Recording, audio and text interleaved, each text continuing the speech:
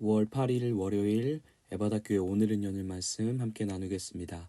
사도신경으로 신앙 고백 드리겠습니다. 나는 전능하신 아버지 하나님 천지의 창조주를 믿습니다.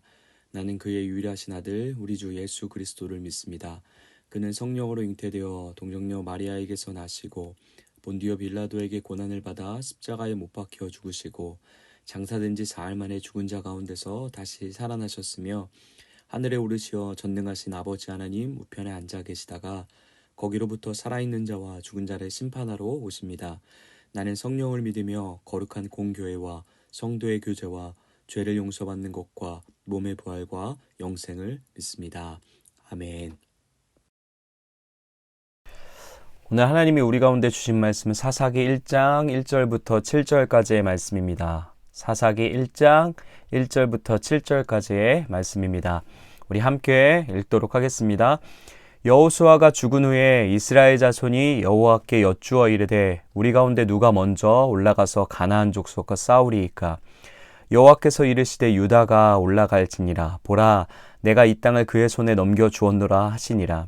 유다가 그의 형제 시므온에게 이르되 내가 제비 뽑아 얻은 땅에 나와 함께 올라가서 가나안 족속과 싸우자. 그리하면 나도 내가 제비 뽑아 얻은 땅에 함께 가리라 하니 이에 시므온이 그와 함께 가니라.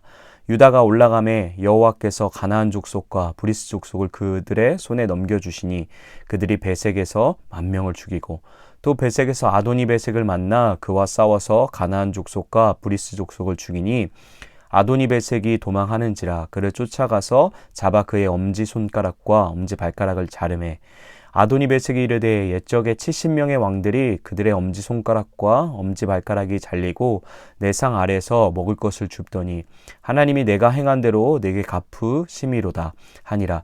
무리가 그를 끌고 예루살렘에 이르렀더니 그가 거기서 죽었더라. 아멘. 여호수아가 끝나갈 무렵에는 모든 것이 순조롭게 마무리되는 듯 보입니다. 각 지파는 기업으로 받을 땅에 별 어려움 없이 정착하게 되고 드디어 전쟁이 그치고 평화와 안식이 찾아오는 듯한 분위기를 이스라엘이 연출하게 되죠. 여호수아는 마지막으로 이스라엘 백성을 세겜에 모아놓고 감동적인 고별 설교를 하게 됩니다. 여호수아는 이스라엘에게 오직 여호와만을 섬길 것을 간절하게 호소하게 됩니다. 백성들도 그런 여호수아의 마음이 와닿았는지 모두가 그렇게 하겠다고 우리가 여호와만 섬기겠다고 고백하며 하나님과 언약을 갱신하게 되죠. 그리고 여호수아 마지막 장인 24장 31절은 이스라엘의 모습을 이렇게 평가하며 마무리하게 됩니다. 여호수아 24장 31절입니다.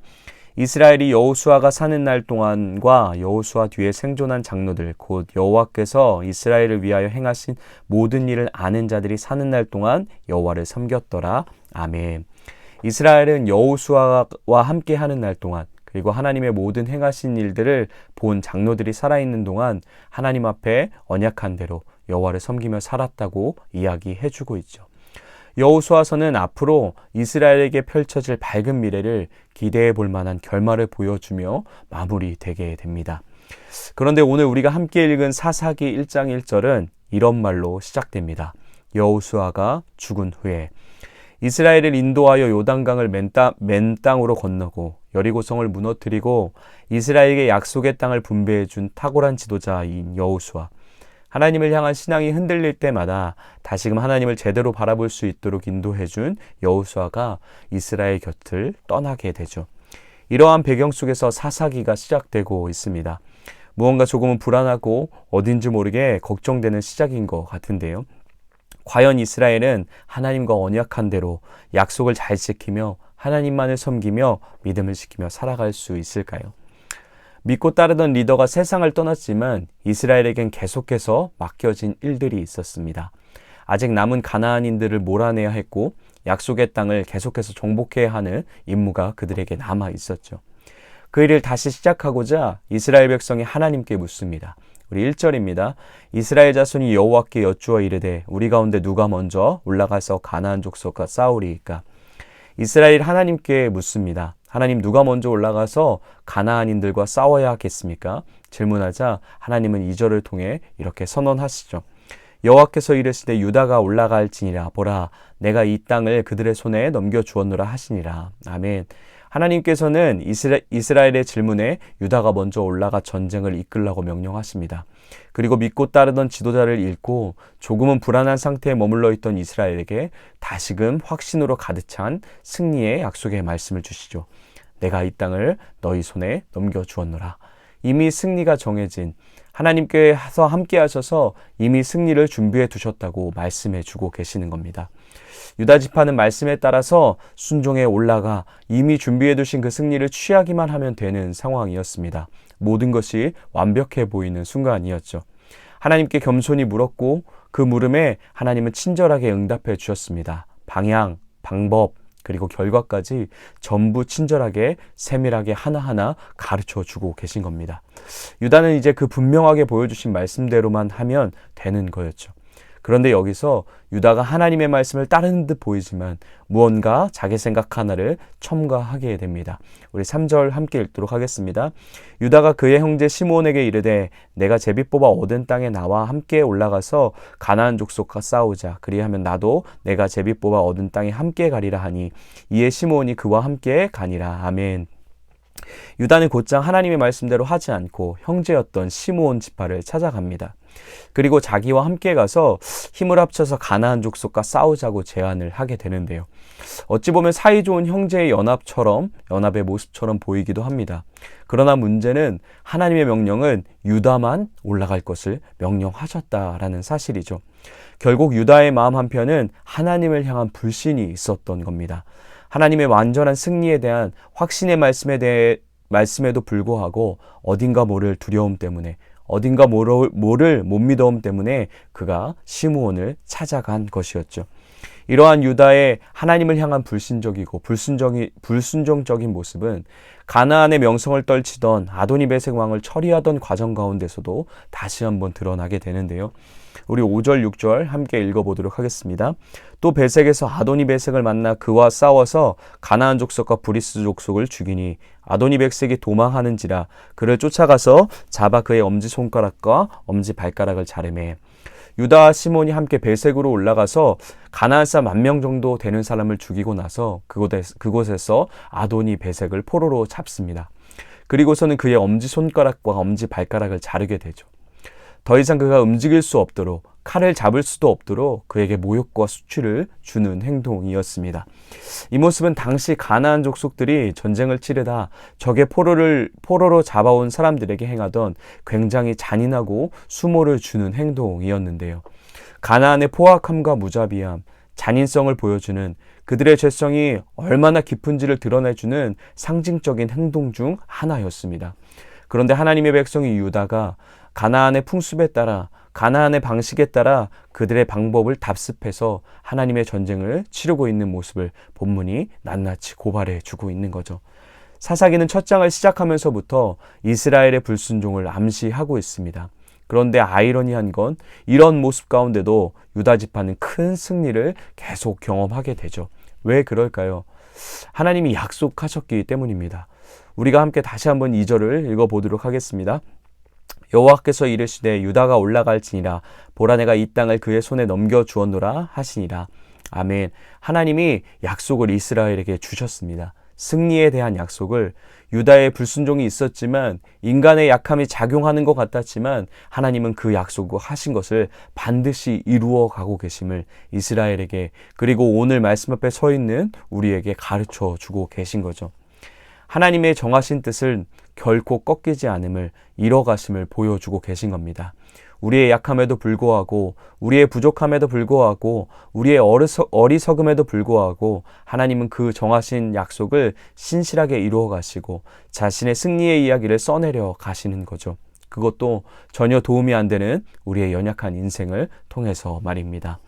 그런데 사사기는 그 시작의 문을 열면서 이러한 연약함 가득한 유다 지파가 가장 먼저 등장해서 유다 지파가 만들어낸 승리의 이야기를 긴 글에 걸쳐서 설명하고 있습니다.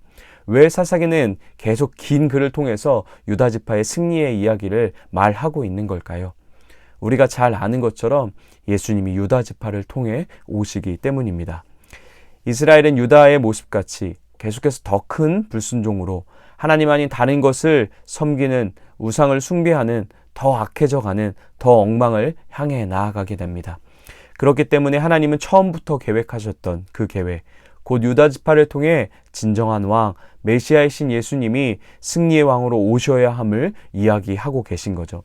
진정한 그 백성의 통치자가, 이스라엘의 목자가 오셔서 바른 길로 그 백성을 인도해 가실 것을 1장의 유다 지파의 승리의 이야기를 통해서 내다보게 하시는 겁니다. 그래야만 함을, 그 길 말고는 다른 길이 없음을 사사기 1장을 통해서 보여주고 계신 거죠. 그 예수님이, 그 진정한 왕이 오셔야지만 우리의 끝이, 인류의 끝이 오늘 본문의 아도니메섹의 끝과 같지 않고 비참함과 절망으로 끝나지 않고 그분의 승리에 참여하는 자들이 되게 됨을, 구원이 완성되어짐을 말씀하고 계시는 겁니다.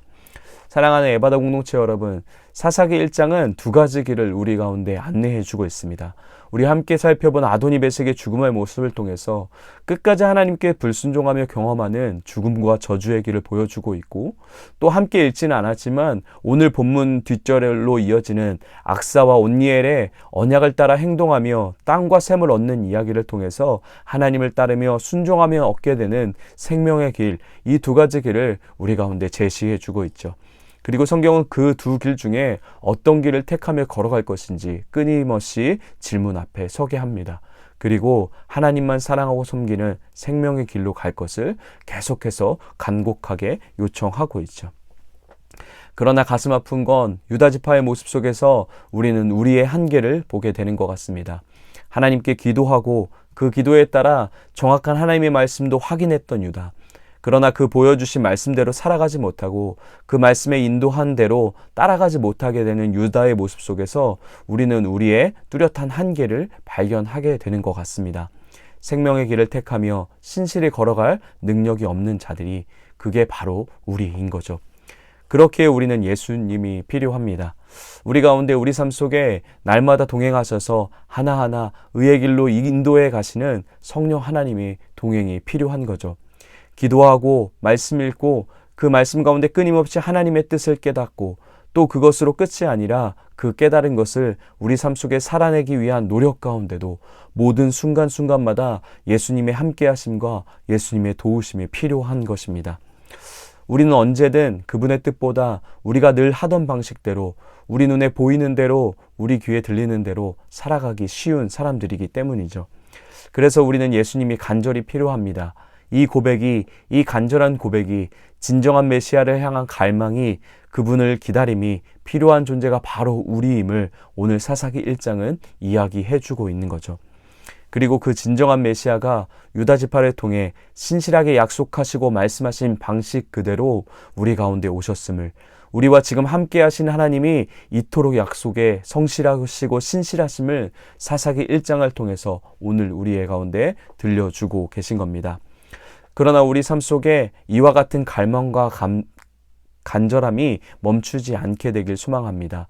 살아가는 모든 순간 가운데, 그리고 우리가 하는 모든 말 가운데 너무나 익숙한 삶의 패턴을 살아가는데도 이 가난한 마음의 고백이 멈추지 않게 되길 소망합니다. 주님, 오늘도 주님이 함께 하셔야지만 우리가 생명으로 걸어갈 수 있습니다. 우리는 주님이 필요합니다. 주님 없이는 안 됩니다. 하는 이 간절한 고백이 우리 삶 속에 멈추지 않는 오늘 하루가 되길 소망합니다. 그리고 그 함께 하시는 주님 때문에 실수하고 또 연약함 가운데 넘어지더라도 다시 일어나서 끊임없이 그분과 함께 복과 생명의 길로 걸어감을 포기하지 않는 우리 에바다 공동체 되길 원합니다. 너희의 구속자시오 이스라엘의 거룩하신 이이신 여호와께서 이르시되 나는 내게 유익하도록 가르치고 너를 마땅히 행할 길로 인도하는 내 하나님 여호와라. 아멘.